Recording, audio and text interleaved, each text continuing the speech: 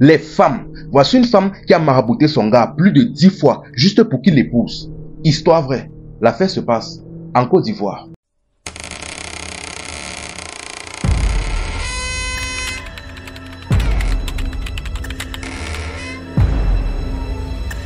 Déjà, pour tous ceux qui se demandent comment j'ai fait pour savoir ça, j'étais le bon petit du marabout en question. Déjà, vous devez savoir qu'aujourd'hui, les femmes ont atteint un niveau de méchanceté inimaginable.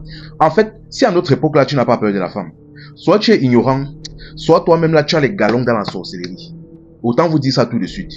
Mais franchement, écoutez cette histoire jusqu'à la fin. Mais bien évidemment, avant de continuer, n'oubliez pas les gestes qui sauvent, c'est-à-dire abonne-toi et like. Ça m'aide beaucoup dans ce que je fais. Voici la femme là en question. Pour être capable de marabouter quelqu'un plus de 10 fois. Voici la femme en question. Ici, on va l'appeler Amina. Déjà, l'affaire se passe à Abidjan. Voici la jeune femme en question, Amina. Bon, c'était une Chiza. Un jour, elle a rencontré un monsieur. Un jeune monsieur de 30 ans, tout comme elle. Le monsieur était douanier et il gagnait extrêmement bien sa vie. Quand il a vu là, ils se sont dragués et ils sont entrés dans une petite relation. Mais avant d'entrer dans la relation, il a dit sec, il a tapé sec à la fille. Moi, personnellement, j'ai déjà ma go de galère avec qui je sors, que je compte épouser et ceci, cela. Comme tu es avec moi là, sache que tu es ma Chiza. C'est-à-dire, tu es donc, enfin, bref, pour ceux qui ne comprennent pas le mot Chiza, tu es son chat.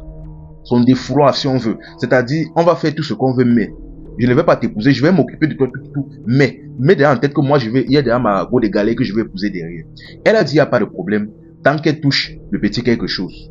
L'esprit de la bordellerie. Bref, ils ont donc enchaîné comme ça. Ils se retrouvaient dans des hôtels. Ils se mettaient bien, ceci, cela. Il n'y avait pas de problème. C'était cool.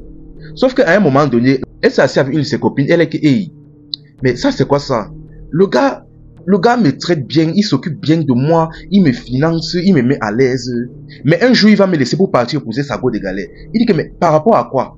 C'est là où sa copine à côté d'elle a dit que bon, si tu es d'accord, même moi je t'amène chez mon marabout. Tu sais que moi je traite beaucoup avec les sugar daddy et corso. Si tu es d'accord, moi je t'amène chez mon marabout. Il règle ton problème là en 1-2. Le gars là va oublier sa fille de galère, il ne va traiter que toi. Il va même t'épouser si tu veux. Elle est que pardon, allons.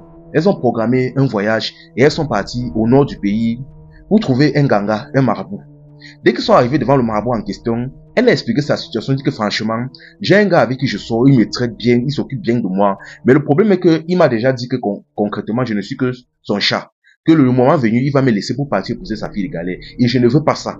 Je veux que tu me donnes quelque chose pour que il accepte tout ce que j'ai dit. Le marabout a dit que c'est un petit problème. Les gars là ne refusent jamais un travail. Notamment quand c'est basé sur la méchanceté. Il a dit que c'est un petit problème. Il a demandé le nom du monsieur et consort. Il a commencé à faire certaines incantations. Et il a donné une poudre à la jeune fille. Il a dit, la poudre-ci, ce qui se passe, c'est que tu vas mettre ça dans ton tot. Tu vas mettre ça dans ton cocolico, ton Jessica, pour ceux qui peuvent comprendre. À chaque fois qu'il aura des rapports avec toi, il va écouter tout ce que tu dis. Elle a dit que, ok, j'ai suivi. Elle a fait exactement ce que le marabout lui a dit. Elle a donc pris la poudre en question et elle a mis dans son Jessica. Elle a appelé le gars est venu, ils ont fait leur petite chose. Après ça, la mentalité du gars a un peu changé. Il était plus collé sur la fille, il écoutait tout ce qu'elle dit, ceci, cela, mais la fille en voulait plus, elle n'était pas satisfaite. Elle a fait un autre voyage, elle est partie voir le ganga. Elle est que franchement, la poudre que tu m'as donnée là, c'est vrai que c'est bien, c'est efficace, mais je ne suis pas satisfait.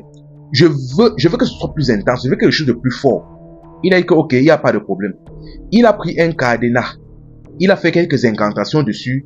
Il a donné à la jeune fille. Il a dit, tu vas prendre ça, tu vas partir enterrer. Tu vas enterrer quelque part dans une des plages ici, avant de rentrer chez toi.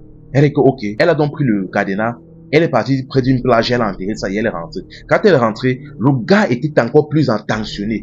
Tout ce qu'elle disait, il ne discutait pas, il ne réfléchissait pas.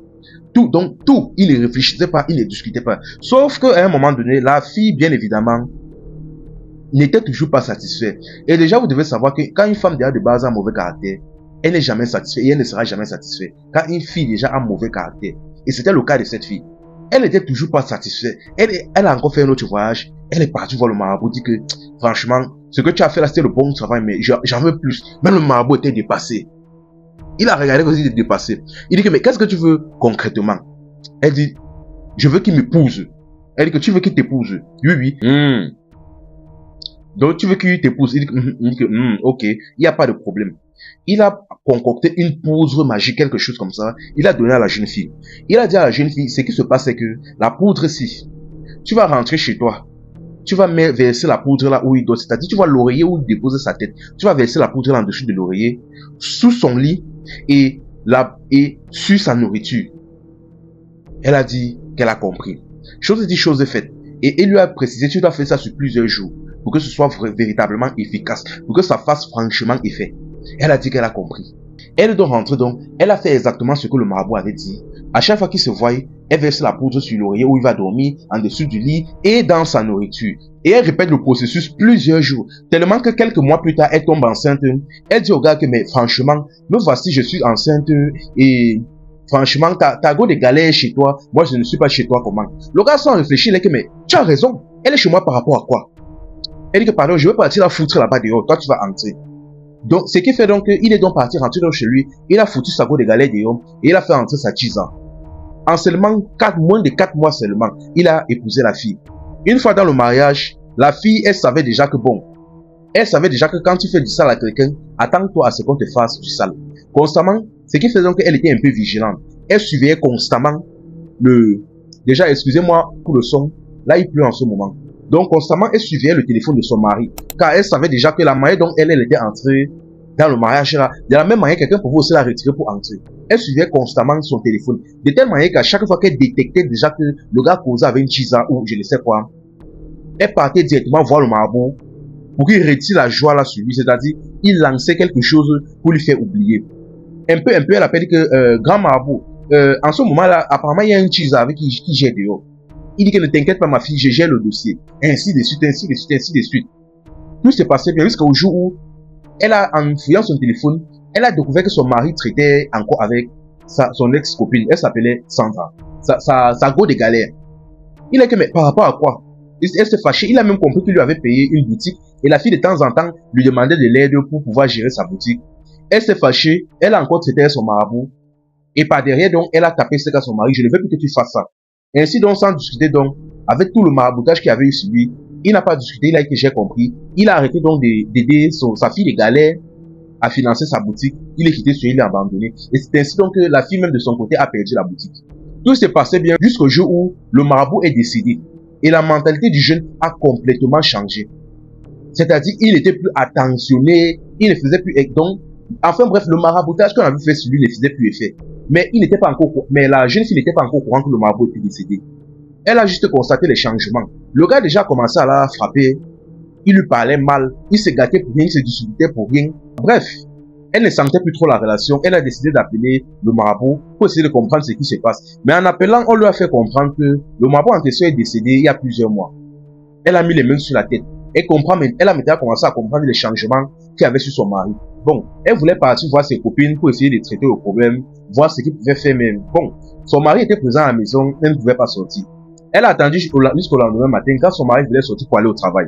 Au moment où il voulait sortir pour aller au travail, elle a bien regardé sortir, elle s'est mise au balcon, elle a vu sortir jusqu'à entrer dans sa voiture, démarrer et partir. Là, dès qu'elle était sur à 100% qu'il est parti, elle est partie s'asseoir au salon, dos face à la porte, et elle a téléphoné sa copine, dit que mais ma copine, elle parlait fort donc, sauf que malheureusement dans sa stupidité, elle parlait fort, de la même manière qu'on parle fort quand j'aime un Japa, un Congosa.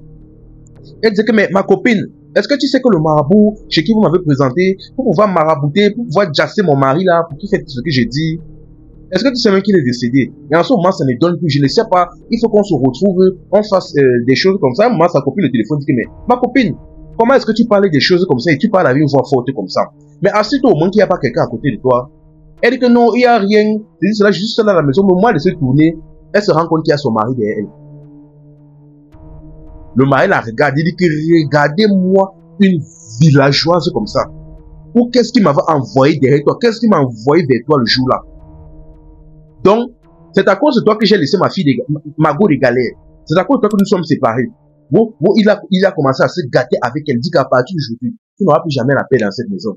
Que toi-même, comme tu nous as séparés, ça fait 10 ans, moi et ma go de galère.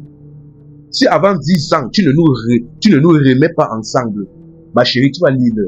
À partir du jour là maintenant, non. Tout était un bon prétexte, une bonne excuse pour la bafler, pour la lumer. Donc, toute excuse, tout prétexte était bon pour la ranger, pour la redémarrer avec une claque. Tous les jours, les problèmes. L'homme a commencé à découcher, il dormait dehors, ceci, cela. Et quand il rentrait, et elle lui demandait que, mais tu étais où? Pourquoi tu étais tout le temps dehors? Il disait, j'étais en train de chercher Sandra. À un moment donné, déjà, elle a supporté peut-être 1, 2, 3 mois. Après, elle s'est rendue compte que c'était fort. Elle-même, elle a commencé à chercher la gola pour quitter le mari, quitter la relation. Parce que le gars devait finir même dans la maison parce que dans la maison, déjà, le gars devait finir par la tuer. Et elle-même, elle ne pouvait pas appeler quelqu'un pour expliquer le problème à cause de la honte. Parce qu'elle a marabouté quelqu'un elle a marabouté franchement plusieurs fois. Si on compte le nombre de fois qu'elle a marabouté, et encore même, peut-être même elle n'a pas tout dit. Là maintenant, elle est en train de choquer elle-même. Elle est en train de forcer pour trouver la fille là d'elle-même. Elle demande de l'aide en ce moment sur les réseaux. En tout cas, moi personnellement, ce genre d'histoire déjà personnellement, ça ne me choque plus tellement. Concrètement, ça ne me choque plus tellement. Mais dans ce genre d'histoire, déjà, si on cherche un responsable, pour moi déjà, le responsable, le vrai fautif, la personne qui est vraiment à plaindre dans cette histoire, ce n'est même pas la femme en question. Parce que déjà, moi je ne vais pas vous mentir, elle a cherché son intérêt. Que ce soit dans le sentimental, la finance ou je ne sais quoi. Chacun cherchait son intérêt. Elle était là pour avoir son intérêt. Donc de ce côté, moi je ne la regarde même pas. Même si elle a géré mal, je ne la regarde même pas. Le véritable problème, c'est l'homme en fait. C'est-à-dire, il était focus, il savait déjà que son but était d'épouser sa fille, sa go de galère. Il était focalisé sur elle, mais ça ne l'empêchait pas d'aller traiter avec des cheesas. Ça ne l'empêchait pas d'aller gérer des bébés dehors. Jusqu'à même quand il était marié, il gérait toujours des cheesas dehors. Ça veut dire que s'il avait même épousé sa go de galère, il devait toujours gérer des cheesas comme ça dehors. Il tombait toujours par malchance sur une qui devait toujours le marabouter comme ça. Donc concrètement, pour moi, il est fautif. Pour moi, c'est lui le fautif dans cette affaire-là. Ce qui lui arrive, il est entièrement responsable. La fille déjà, pour moi personnellement, c'est qu'elle a fait mal, mais pour moi déjà, c'est son intérêt qu'elle cherchait. Comme tout le monde. Ça, c'est humain. Même si elle a géré ça en mal, c'est humain. Le vrai fautif pour moi, c'est l'homme. Il y a un vieux dicton ici chez nous au Cameroun qui dit, you cherches, you trouves. Tu cherches, tu trouves. Il a cherché, il a trouvé. Donc, les problèmes là, c'est quelque chose qu'il est lui-même allé chercher. Enfin bref, qu'il consomme son gourmand là tranquillement. C'était Info et Amusement.